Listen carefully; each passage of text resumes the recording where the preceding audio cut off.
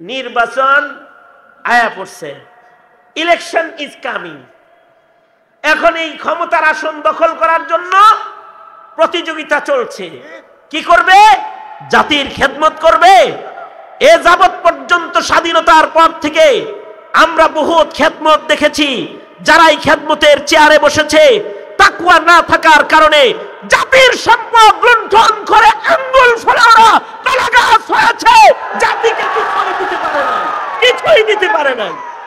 এই যে দিতে পারে নাই, দিতে যে পারল না, এটার কারণ হলো তাকওয়াল্লাহ নাই। আমার শেষ কথা হলো, জাতির হৃদয়ে এই তাকওয়াল্লাহ সেটআপ দিবে কারা?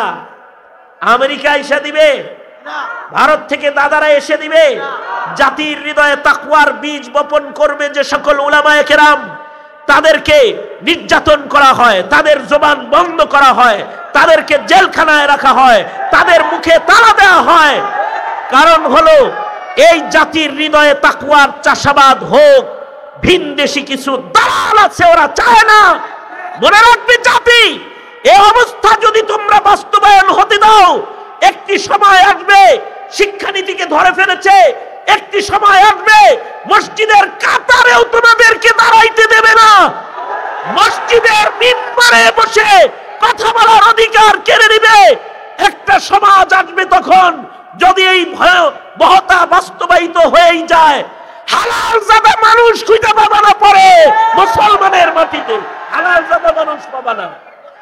সঙ্গত কারণে এই জাতিকে রক্ষা করার জন্য তাকওয়ার চাষাবাদ করতে হবে। ঠিক কিনা জোরে আওয়াজ করে বলুন। এই চাষাবাদে উলামাদের ভূমিকা কিয়ামত পর্যন্ত থাকবে। আল্লাহর ফয়সালা। আপনাদেরকে জিজ্ঞাসা, আপনারা কি তাগুদের সাথে থাকবেন নাকি উলামাদের সাথে থাকবেন?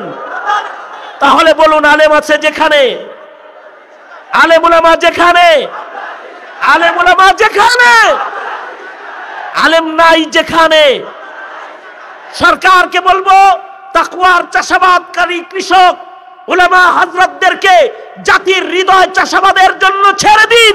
জেলখানায় পুঁতে মারবেন না, তাদেরকে জেলখানায় রাখবেন না। আসসালামু আলাইকুম ওয়া রাহমাতুল্লাহি ওয়া বারাকাতুহু।